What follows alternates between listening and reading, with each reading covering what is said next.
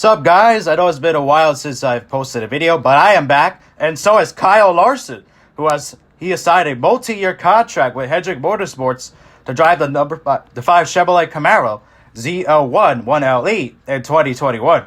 He will have a new crew chief in Cliff Daniels, who is currently the crew chief of the 48 car driven by Jimmy Johnson, who is in his final full-time season.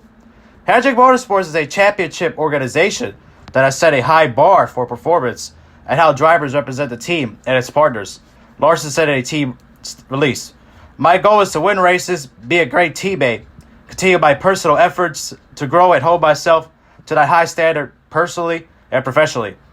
Making the absolute most of this platform and the opportunity in front of me is my focus. I know what's expected of me and what I expect of myself on and off the track." Mr. Hendrick is one of the people who extended a hand to me over the past 6 months. Our initial conversations were not about racing. He cares about me as a person and wants to see me succeed beyond driving. I can't put into words how grateful I am for the commitment, the faith, and the confidence from him and everyone at Hendrick Motorsports. Here's more from Larson talking about the move to Hendrick Motorsports in the 5 and more. I'm very happy that I get to be in the 5. I was hoping they were going to bring the 5 back, and I think anytime a driver goes to a new team, they probably rely on just conversations with their teammates. And thankfully, I get to work with 3 of them. Where in the past I've only had 1 other teammate, which has been good. But I'm interested kind of how that dynamic will work out, and I think they'll definitely push me to be a better driver, and I think I can do the same for them. I'm really looking forward to working with Cliff. I think he's a different type of crew chief than I've ever worked with. He seems very intense and very focused, and so yeah, I look forward to being around all the knowledge that he'll bring, and I'm with a great organization, so I want to obviously be able to contend each week, and I feel like Hendrick Motorsports does that. So I'm excited to jump in their equipment and hopefully contend and win a lot of races and contend for a championship, and hopefully you'll win a championship. Larson was reinstated by NASCAR officials on October 19th after he finished sensitivity training, which happened more than 6 months after he was suspended in April for saying a racial slur during an iRacing event. He will continue to fulfill NASCAR's requirements and be reinstated on January 1st, 2021. The Asian American got to the Cup Series by NASCAR's Drive for Diversity program, as he became the first driver to graduate to race full-time at the Cup level. He also now serves as a mentor for the initiative, along with his work as a volunteer for the Urban Youth Racing School in Philadelphia, which provides a platform to expose students of color to motorsports.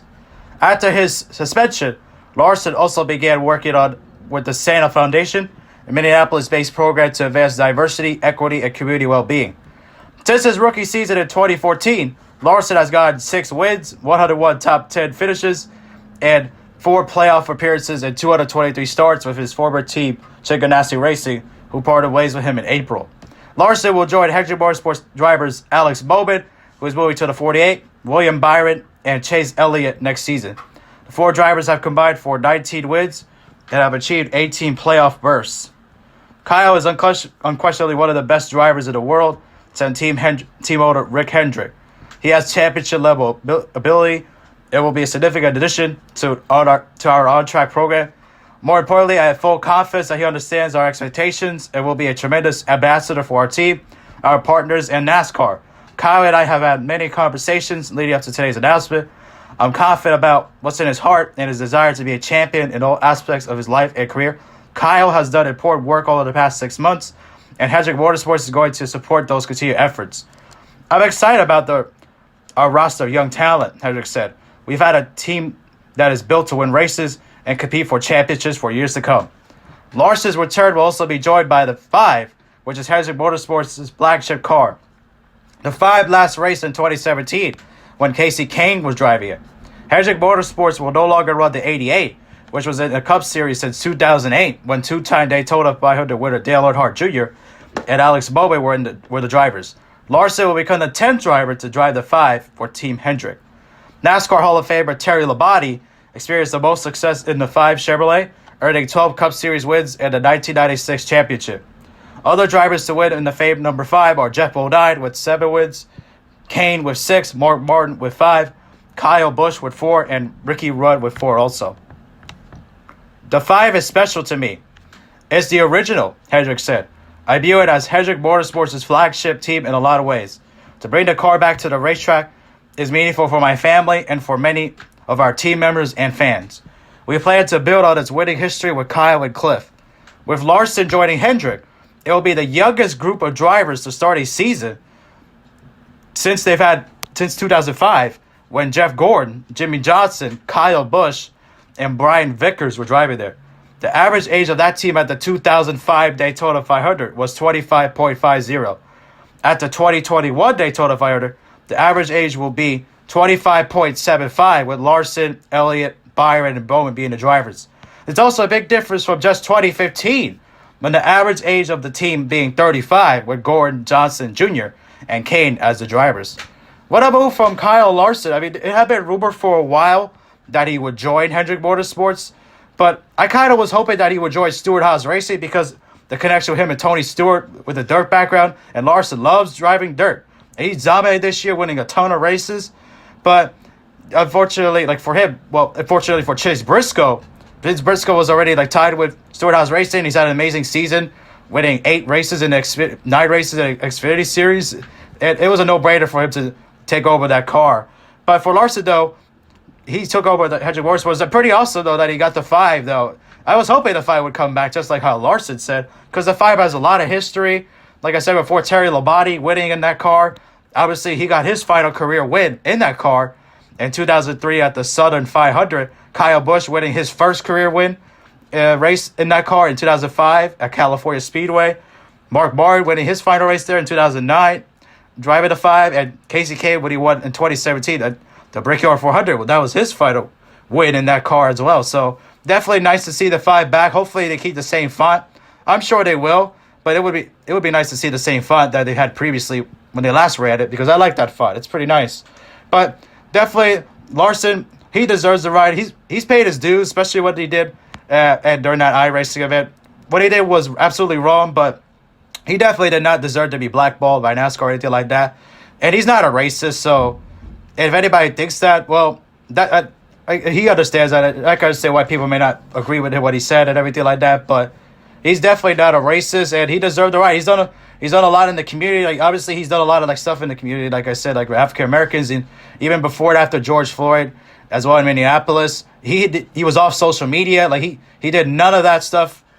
He did everything behind the scenes. Basically, he deleted his social media and everything. He only brought it back when he signed with Hendrick recently. So, and that's the first time he'd been on social media in months. So, all he did was basically behind the scenes, and everything he did was voluntary, and you can't question that. And he's definitely learned from his mistakes. Hopefully, I'm sure he has, and Hendrick obviously has the faith in him.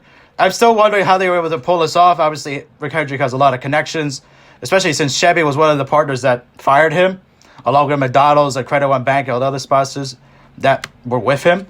But the thing is, though, I guess Rick Hendrick was able to convince Chevrolet that Larson's the guy and he's a changed person. Obviously, he had meetings with them as well, like the Clay Campbell of Chevrolet, and he had a lot of meetings with the people with Chevy to be able to make this happen. So they're good for him. Rick Hendrick said that the car, it doesn't have any sponsors yet. It's unsponsored.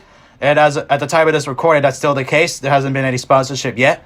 But he'll get some sponsors, but I don't think it's going to be big-time sponsors. Probably they want to wait for him to see what he could do on the track first and see if he's really changed. But I'm sure he has. And obviously, with the new schedule coming out next year, 2021, they have the Bristol Dirt Race. He's considered one of the favorites to win it, unless if Chase Briscoe and Christopher Bell have something to say about that, as they're also good on dirt. But Larson, he definitely deserved this ride. Obviously, definitely he didn't plan on getting the ride this way. I was hoping he get to Stewart-Haas especially since they're a better team right now with Ford and everything. I know what happened at Martinsville with Kevin Harvick and all the controversy with that. He didn't get to the Final Four. Chase Elliott did. But still, though, Ford right now is a better team. But definitely with the next-gen car and now having the ECR engines and Hendrick engines coming together, partnering to have a more common engine, that definitely should help, even though they lost wind tunnel time because they went over the limit. And they lost 10 hours of wind tunnel time next year. So, but I don't think that's going to hurt Larson right there. He's just too talented. And this is better situation than what he had at Chip Ganassi Racing. No disrespect to like Chip Ganassi Racing, but usually they just get one win a year by a fortunate break under caution or something, or a great finish. Not taking it away from Kurt Busch, but he's a great driver, but he's just, the equipment just isn't what Hendrick is. And Larson got the most out of that 42 car. And that team had no business of winning all those races, but to just show the talent of Larson driving the 42 and winning 6 races, especially since they're not really known for being like a top tier team, shows you the talent of Larson. And nowadays with Hendrick, he's got the best stuff. And this will be the first time in years that we've seen the 5 actually be one of the top teams, since usually the 5 is like 4 out of 4 at Hendrick most of the time. So he should be, him and Chase Elliott should be like one of the top 2 drivers at Hendrick, and definitely will bring some much needed competition, since Elliott's basically been a top dog at Hendrick like the last couple years. So definitely Larson will definitely challenge Elliott and push him, and Elliott will push Larson. So definitely will bring more competition, and will definitely get the best out of these drivers at Hendrick Motorsports, especially since the decline of Chevrolet and everything. But now with Larson there, he's definitely going to be a big asset to helping them, and he deserves it. So kudos to him. Shout out to Rick Hendrick for actually doing this. Shout out to Kyle Larson for taking this, and I'm happy that the 5 is back, and the 88's no longer there. But the 88's not really a Hendrick number. I mean, the 9's only there because of Chase Elliott. If Chase Elliott leaves at some point or whatever, the 9 won't stay. They'll probably end up bringing it back to 25 at some point. And the 88 was the only reason why the 88 stuck around was because of Dale Earnhardt Jr. promoting Alex Bowman to get in the car, and he filled in for him. So he liked Bowman, and he advocated for him to drive the 88. He wanted him to drive it, and as a result, that he had to go to the 88. They had to keep the 88. But once he went to the 48, since Jimmy Johnson's retiring, the 88 became expendable. I mean, Larson getting a fresh start, everything like that, they don't need the 88 anymore. So it made sense. And so the 88's a Dale Earnhardt Jr. number, not a Hendrick number.